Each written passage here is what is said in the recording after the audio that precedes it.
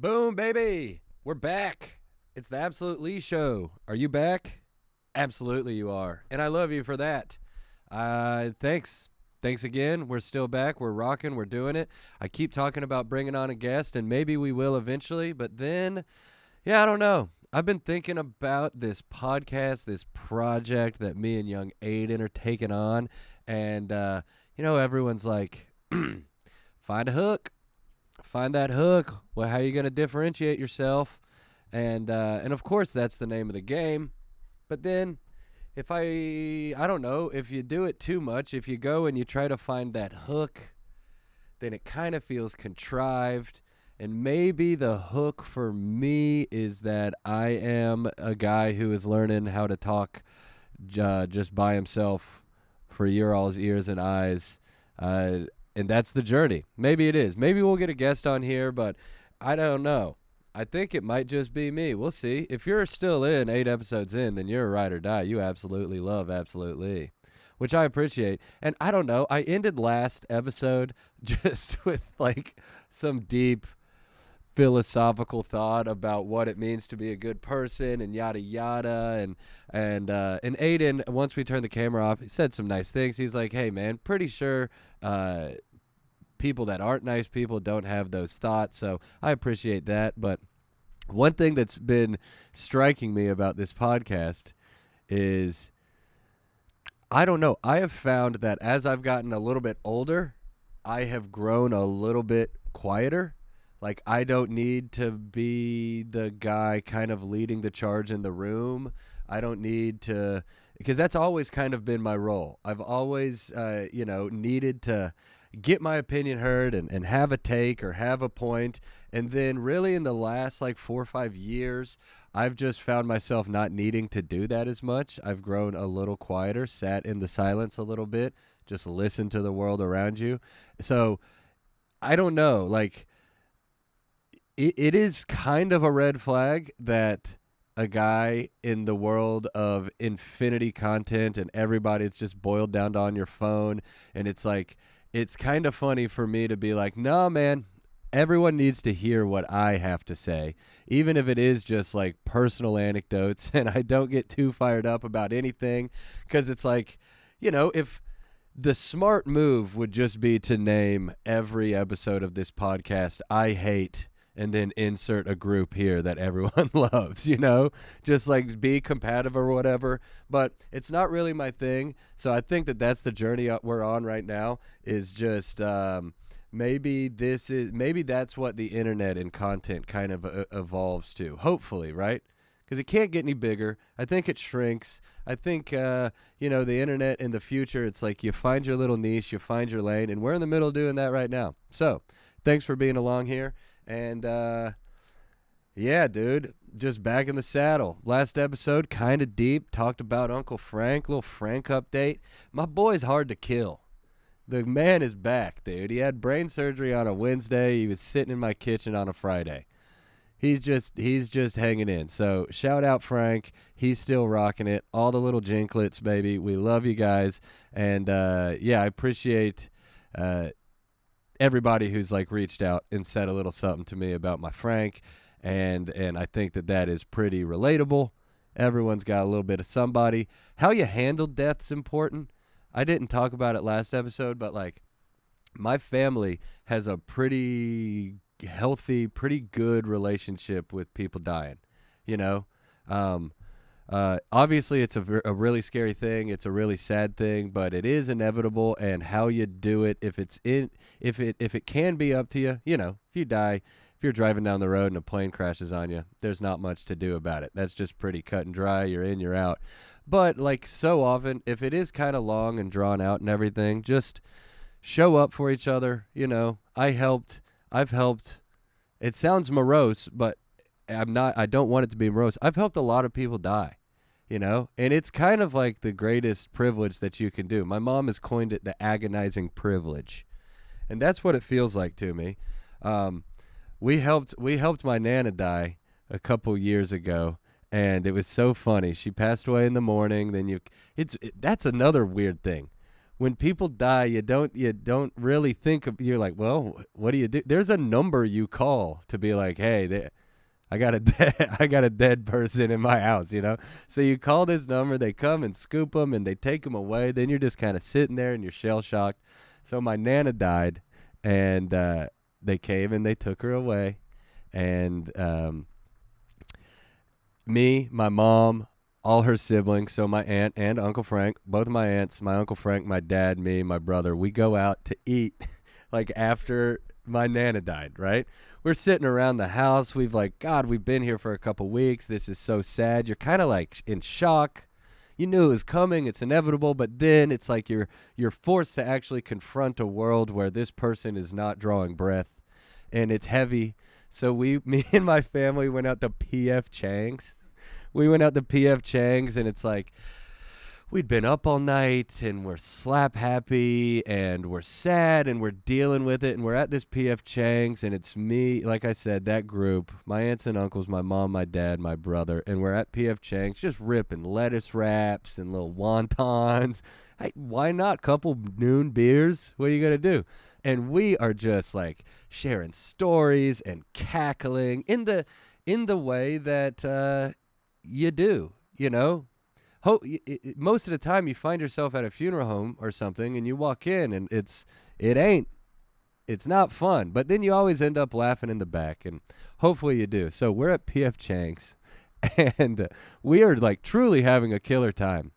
And about 30 minutes into it, after the second or third round of beers at afternoon at the Lexington, Kentucky Mall P.F. Chang's, we're just raging. And our server, God love him, dude, he came up to us. He goes, guys, I'm not trying to pry, but you guys seem to be celebrating something.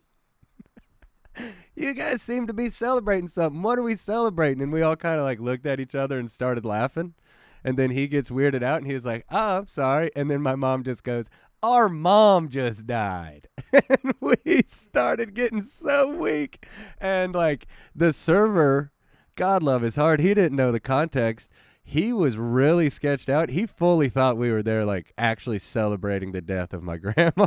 Like, cheers, she's gone. That was really funny, man. Yeah, I don't know. A good relationship with death is good because it is inevitable. I mean, like my pop, I was just back home in Lexington with the whole Uncle Frank thing. And my pop, my grandfather, Uncle Frank's dad, my mom's dad,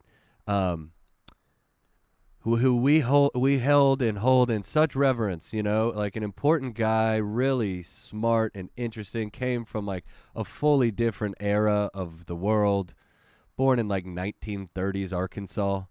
His first job ever, it was literally raccoon hunter. That was his job. Like my first side hustle was like working at the concession stand and being a babysitter. My pop's first side hustle was that he would go out into the woods of Arkansas, kill about 40 raccoons, and then go back to his house, skin them, and make coonskin caps. I mean, that sounds like the Clampets, but that was just one generation removed. That was that guy's life, you know? And he's this important guy that we love so much. And then his ashes, I swear to God, his ashes are in a Ziploc bag that with on the Ziploc bag in Sharpie, it says pop. And then that just sits on our mantle. He don't get a box. He don't get an urn. My boy got a Ziploc bag with pop written on it.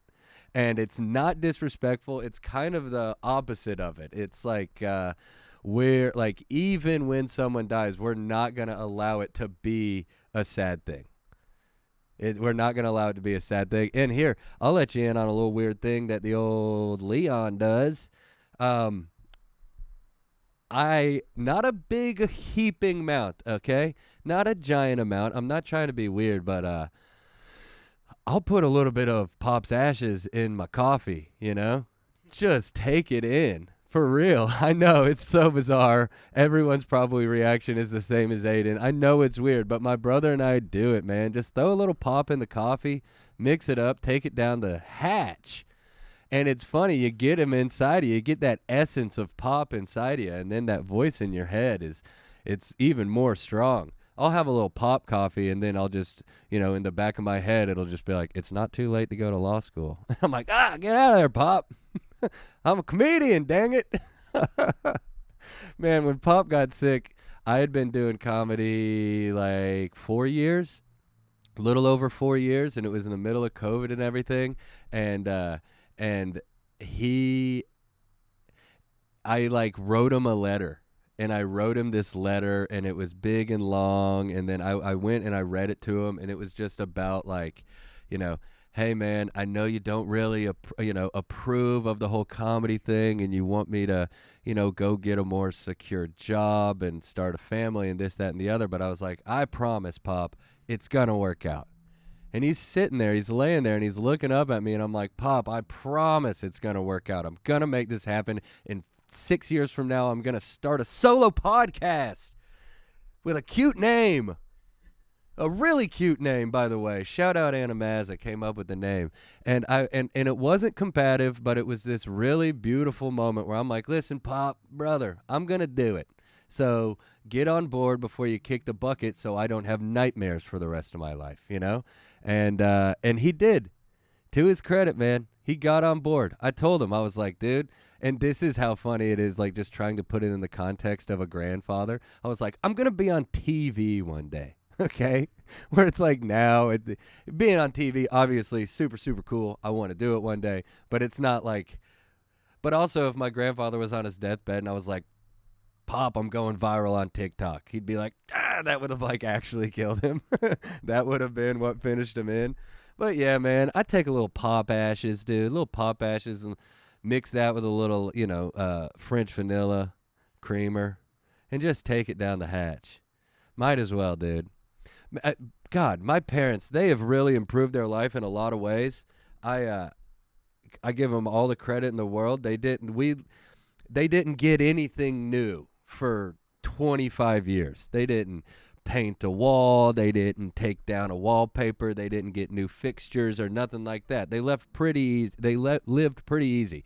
And then me and my brother get out of the picture, and they're both retired, so they're doing all this fun stuff around the house and everything. And I mean, it's so funny listening to, a 70-year-old man talk to Alexa and then look at you and be like, pretty cool, huh? And I'm like, so I'm proud of them, They've done a lot, okay? My dad's got YouTube TV, figured out how to do it. They've turned my bedroom. It was my bedroom. Then it was like kind of a storage room. Then it was kind of like a storage/guest room, like a guest room for people who are cool.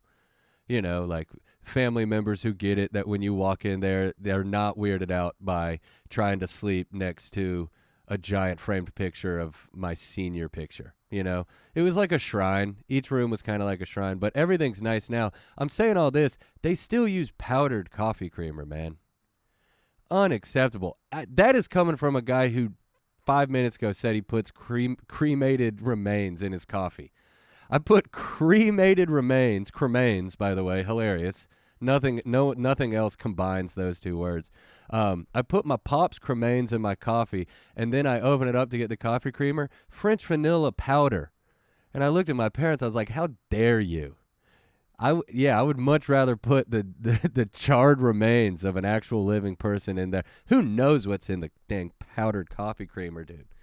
But I don't know. Still shout out to them. They're killing it. Lexington is a special little place, man.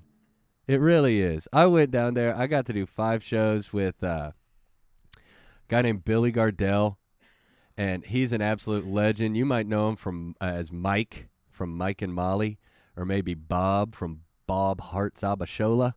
But dude, I got to work with him. It was so sick. He lost 200 pounds. 200 pounds.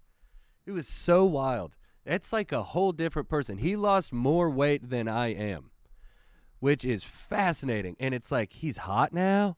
He's like a hot old guy. And just working with him was really, really wild because, I don't know, talking comedy with him, that dude did comedy for like 15 years before anything popped. And he was just kind of like a road dog out in L.A., just hoping to hit a lick on a commercial audition. Whatever. This is a cool story. Hopefully this isn't too inside baseball, but it was like kind of this clashing of worlds where I'm talking with Gardell and we're just talking comedy and yada yada and the story.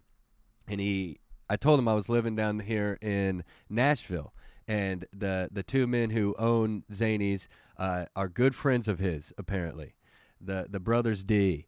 And we were talking about it, and he told me this story that he called up one of these guys who own Zanies, good men who we all know, and goes, like 15 years ago in 2009, he's talking to this guy. He's like, listen, man, I've hit a couple licks. I make decent money on the road. He was doing like $42,000 weekends a year. Throw in a couple $5,000 weekends, you're living. It's not an easy way to make $100,000, but you can do it. And his life was good. And he calls up our friend and he's like, hey, man, I'm about to throw in the towel. Not in some ugly way, but like I've hit a couple licks. I've got a family. I've got a wife and a son who I really like. I kind of want to spend some more time with them. I've invested well, yada, yada, yada. I think I'm about to get out of Hollywood. And then my friend Andrew goes, hey, man, I hear you. You're allowed to do that. Just see everything that you have on the books right now. See that through. He had a couple weekends booked. He had a couple auditions booked. And he goes, all right, that's fair enough. I'll see it through. 2 weeks later, goes and auditions, gets Mike and Molly. Stays in the business, dude. And now he's exploded. Sold out 4 shows, 4 out of 5 shows. They were hot. But we were laughing because, like, he took some time off of stand-up. And then he would go out there and try to, like, get his chops back featuring for his friends and stuff. He's like one of the more famous people in network TV right now. But he would go up and no one would know who he was because he lost 200 pounds. He fully lost 200 pounds. And he just kind of got to be anonymous again a little bit. I don't know, just a sweet guy. He's got $10 million in the bank. And I was like, hey, bro, why are you doing a Thursday through Saturday in Lexington? And he was like, well, I don't know. I really love doing it. The world seems pretty angry at each other, and I just wanted to go out and spread some good. So I was like, that's a nice lip service thing to say. And then throughout the weekend, I was like, oh, he's telling the truth. So, not to get too inside baseball, but I do want to shout out Billy Gardell. He was an impressive dude. And, like, people at every show were coming and were like, hey, man, I lost 200 pounds because of you. And that kind of stuff is cool. Like, doing comedy in Lexington's a whole different thing. I looked down in the front row of the last show on Saturday, my old neighbors. And, dude, had that wonderful little thing. Remembered their names right there. Mike and Mindy, what's up? Give it up for them. That was fun. I got off stage on Friday. And this lady just fully grabbed my shirt and she goes, I used to be your babysitter. I can't believe it's you. And I was like, dang, lady, I don't even know you. You changed my diaper and I didn't even know you, man. But it felt good. It was a real feel good one, man. I got to see a dude, old house MC, a comedy off Broadway. Shout out Scott Wilson, dude, an absolute legend. He's also down on his luck, hard times, kind of sick, got the cancer as well. And we're sitting there and we're talking and he just lit up, man, talking about old comedy, dude. I love being a part of the community of people who like stick it out enough that you're just kind of in. Like when Billy Gardell was like looking up to Scott, when he started 25 years ago, Scott Wilson was 15 years into comedy, just a haggard veteran. So they're just sitting there talking all the shit and telling all the stories. And I don't know, it just felt really cool to be a part of, man. So I'm feeling really lucky. I was feeling lucky last week too. I don't know. It's this, what I like about this journey, this project, trying to do this is you can't just always be in a good mood and ready to go. That's not how it works for anybody. If you got a regular job, if you're an accountant or a nurse or you work at a bank or whatever the hell you do, you got some weird made up millennial job that all of my boys have, oh, I'm an analyst. Oh, what do you analyze? Numbers. For who? Businesses. You didn't say anything. You don't do anything. And I'm not coming down on you. Get your check however you want, but it's like, what? You don't have there's not a professional busy work, not really a job. And I think it's like, again, I'm not besmirching you. Get that money, get those benefits, do whatever you got to, man. But like, you have that.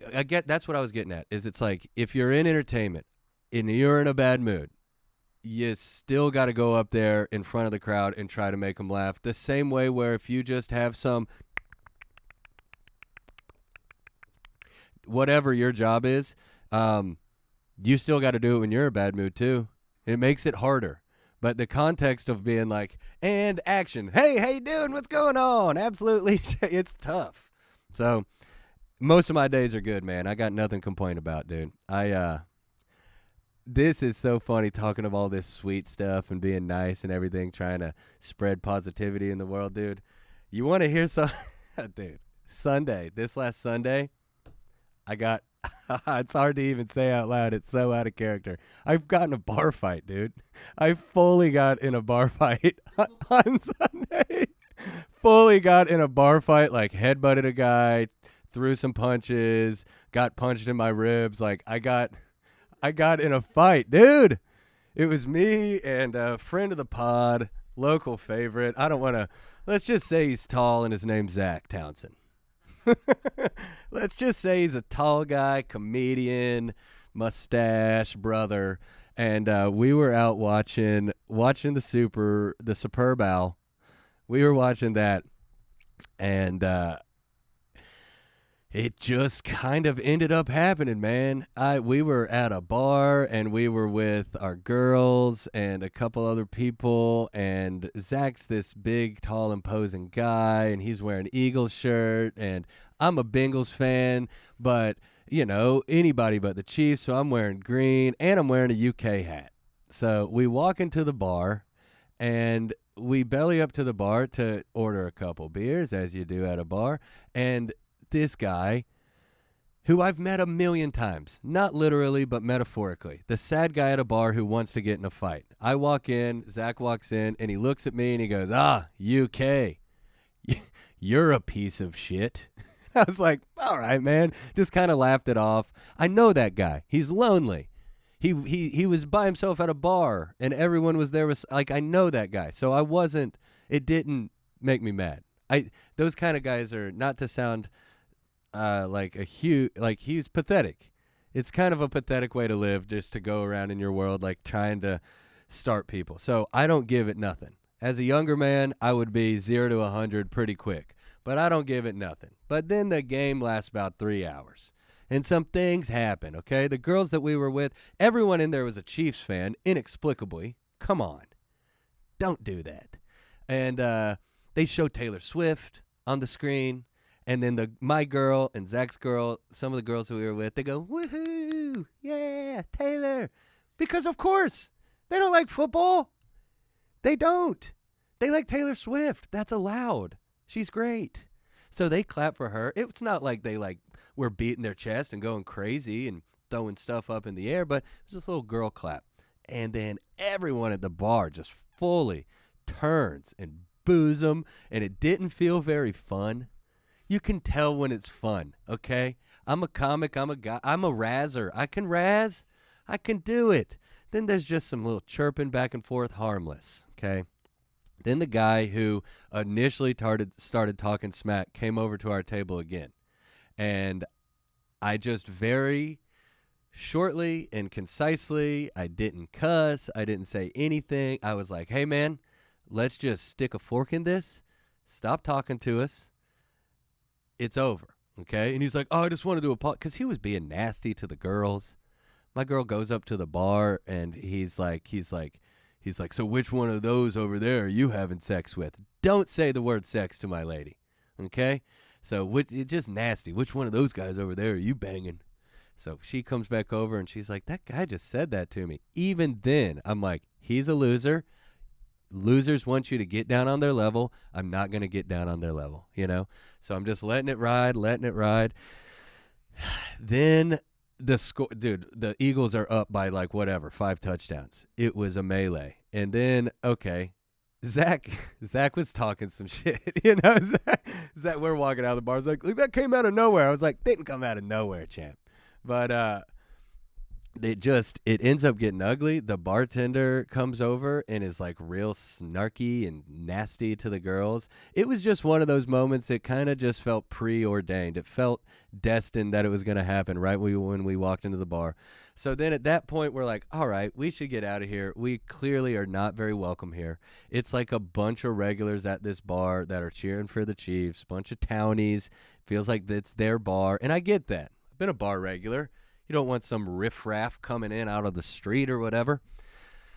So we're closing down our tab, and then the bartender just starts being really rude and like cussing us. She kept saying the F word to a customer, talking about like we were loud and we're not the only ones in the bar. And I know it sounds like something that a person would say who isn't innocent, but like it was patently false. It wasn't true. I've been the redneck at the bar. We weren't the rednecks at the bar this time. So the bartender's getting snooty with us, and then I start getting a little snooty back. I'm like, this is inexcusable. Don't talk to me like this. We just spent money at your bar. The patrons right here who you are defending, they're assholes. This guy's the problem, you know? So then she starts, bah, bah, bah, bah, bah, and then I go, all right, whatever, we're gone. I turn around. When I turn around, a guy just fully grabs my shoulder and starts kind of like manhandling me and trying to get me out of the bar. Even then, I was like, you guys are all losers. I'm not doing it. And then a guy just pushed me in the chest, and that's where I don't really remember much. It was wild. It's been years, bro. It has been so long. Maybe not too long. Maybe like 4 years. Should be longer. But, yeah, man, I just led with one of these. Just lead with the head. That's a good thing about being bald, man. There's no padding, dude. You're all skull. You are all skull with a bald head, baby. So, yeah, clipped the guy with my noggin and then threw a couple jabs, took a couple jabs. I started laughing in the middle of it because I look up and the bartender who was being really rude to us, she was standing on the bar hitting me with a broom, dude. I was like, what is this? Standing on the bar screaming, get out, hit me with a broom, dude. I caught like 4 or 5 licks from a broom, man.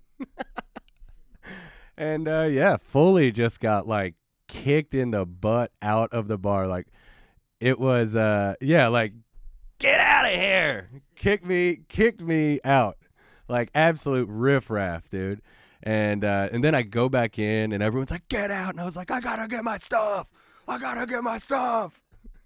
Everyone's like, get out, you piece of shit. I was like, no, I'm getting my stuff right now. So I, like, go over to our table and get all our phones. And we were taking Polaroid pictures, big old stack of Polaroid pictures, and, grab my wallet and my jacket and everything. And man, I tell you what, dude, it should be a service.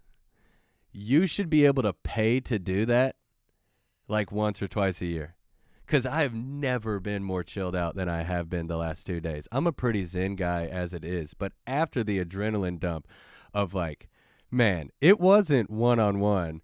It was like me and my buddy versus the whole bar, dude. Like, it felt like war. It was crazy. At one point, there were like 5 or 6 dudes gripping me as hard as they could, and I was just like, get off of me, don't touch me. And it's like, not a good look. If you do that every weekend, huge red flag. But I'm telling you, man, this is, if you take one thing out of this episode, get in a bar fight. Get in one bar fight. Don't, I had anxiety the rest of the night thinking about how bad it could have gone. You $1 million baby someone on accident. You just push someone over, they fall, hit their head. It's a wrap. Doesn't matter. But we got out unscathed. We get out there. I order an Uber because there was no driving that night. Order an Uber. And we're sitting there and kind of quiet and everyone. And then I just look over at Zach and I go, that was awesome. That was awesome. God, I felt so alive. Just get it out. It's like a rage room, but, instead of breaking TVs and stuff, you're trying to break another adult man's head. And I don't know. Overall, I'm glorifying it a little bit. It is pretty embarrassing. It was a misrepresentation of who I am. But, dude, you can't just be going out and representing yourself the same way every single time, dude, that's boring. Got to keep it on your toes.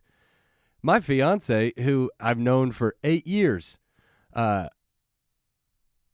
look, I apologized to her the next day. I was like, hey, I know that was probably, a little scary. I'm sorry to have put you in that situation, and it won't happen again. And she was like, I loved it.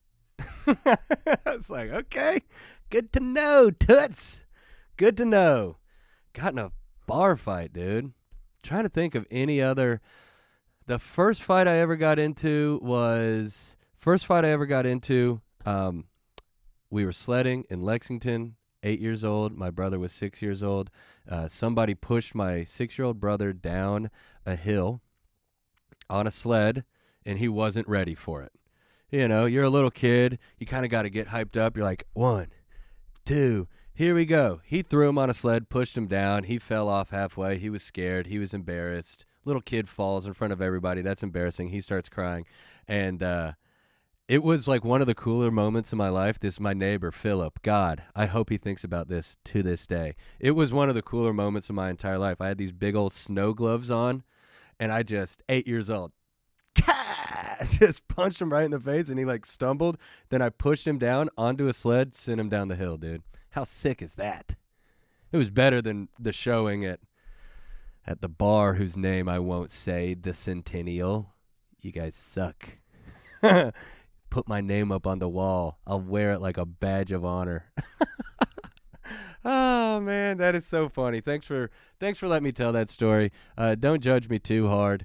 And immediately regretting saying the bar's name, so we'll probably bleep that out. But if you want to know, what bar it is, just DM me, man. Hit me. I'll let you know. We'll go by that bar and throw some eggs at it or something. Well, guys, feeling pretty good, baby. We're 8 deep? 8 deep, man. Couple months rocking, dude. Thank you for being here. DM me if you want a guest. Also DM me if you think I'm a punk. Let me know if you like me or not. All the healthy stuff that the internet can bring. Yeah, comment. You know the deal. Comment, like, subscribe, share, all that good stuff. Comment. Don't DM me. Comment. I'll answer it in the comments. I'll DM you back. We can become friends. Go out, get a coffee, get in a fight with a barista. How's that sound? All right. I love you guys. AbsoluteLee Show. We're out.